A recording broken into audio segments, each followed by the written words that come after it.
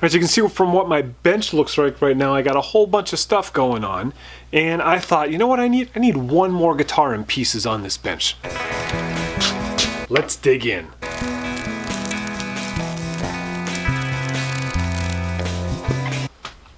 If you remember from a previous video, this is my friend Dan's guitar. He brought in 3 guitars to me and said I could keep 2 if I made this one playable again.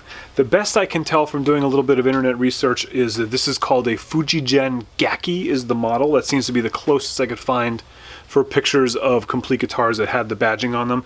Of course, it could be any number of names. There's a whole bunch of different names that kind of came out of the same factory, and it doesn't really matter. What matters is that this guitar was made in Japan in an era where it was a little bit hit or miss with what they were making there. A lot of these guitars are actually really cool and really desirable, but most of them got abused over the years, and this one is no exception. It's actually in pretty good shape cosmetically, but the neck angle is all wrong, and someone was in there with a chisel trying to clean it up and make it work. Everything seems to be basically functioning. So what I'm going to do is I'm going to strip it down, I'm going to clean it up, and I'm going to try and make that neck sit good and make this like a fully functioning playable guitar.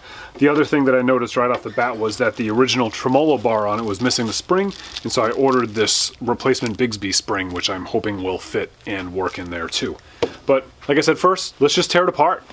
I tend to like having a lot of projects going on, and so I do things like this. I just have this box that I marked the name of the guitar. I'm going to throw all the parts in it so I don't get anything confused. I have no idea if this bridge is original to the guitar or not. I'm pretty sure Dan said he bought that it didn't have one on there, so we'll see if that's going to work and what we have to do to make it work. Okay, I think it's time for a time lapse.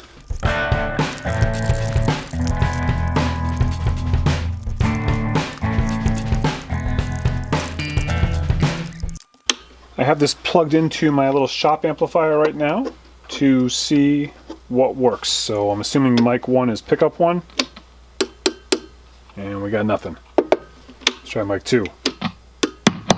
That one's good. Let's try mic 3. So it's kind of working.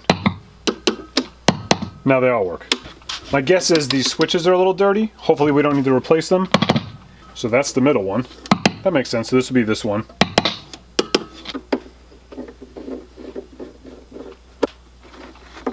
We'll blow some compressed air in there.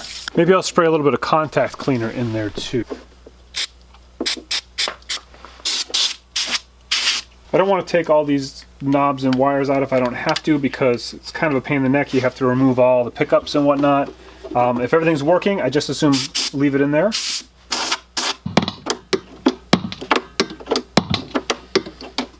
Seems better already.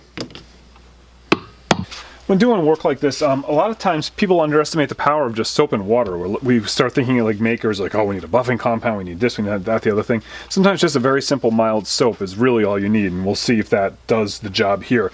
I like using this Total Boat soap because it's designed for boats that are in water, so it's biodegradable and clean, and you can just use just a little tiny bit of it to keep it nice and mild. Of course, we're cleaning electronics, so we don't want to soak anything. We want to be very careful not to use a lot of water, but we're just going to try cleaning a little bit of gunk off this. My old toothbrush here too, it always comes in handy. I guess not a lot, we don't want to get anything wrecked.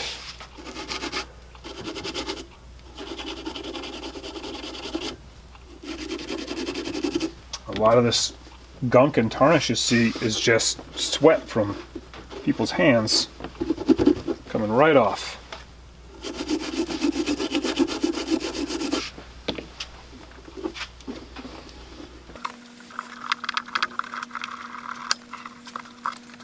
Now obviously I have a little bit more to do, but let me bring the camera in close here just to show you that in just less than 1 minute of just a little bit of soap and water.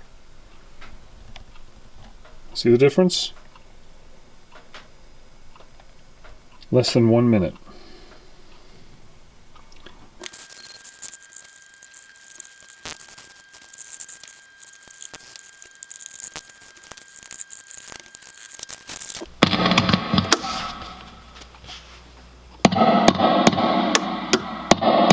Even the pots are noiseless.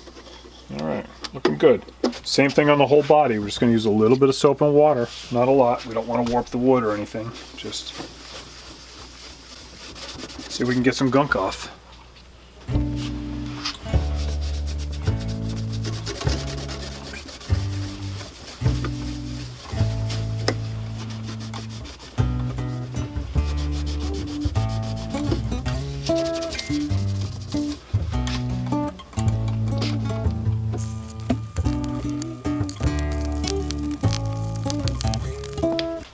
don't think I've tried this yet. Let's see how it does.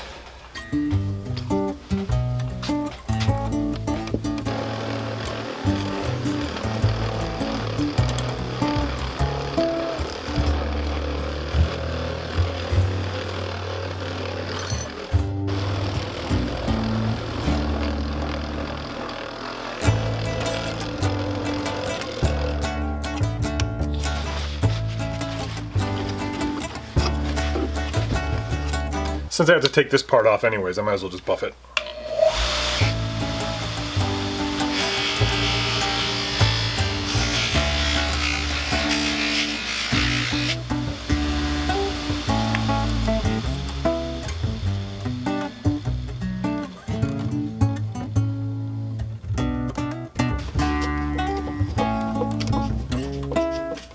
Let's see if this Bigsby spring looks like it'll fit.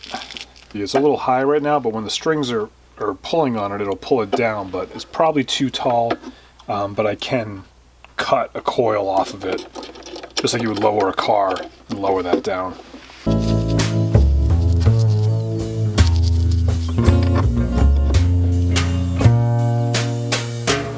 I just popped this front pickup out real quick because I wanted to look in here. This is where I'm going to need to do some work, and I just want to see what I was dealing with.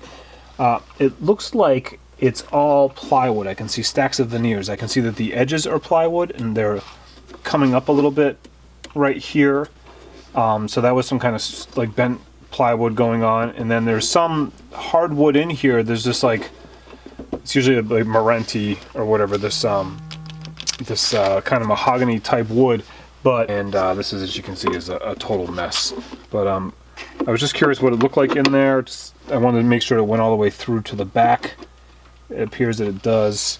And now I might have to take this pickup out again to do some work, but I think I'll be able to leave it in.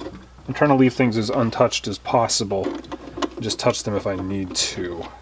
This is just a mix of beeswax and mineral oil that I melted down and fused together. I'll probably replace that nut. It's plastic and kind of yucky looking. And I'm not too worried about getting this on the frets right now because I'm sure I'll end up polishing the frets afterwards, which will get any wax off.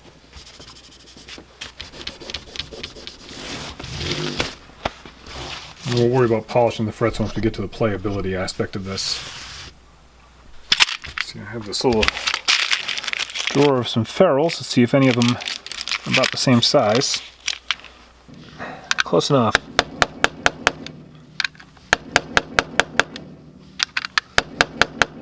And then we're going to put a little dab of super glue under each of the originals that are loose, just to keep them from rattling around.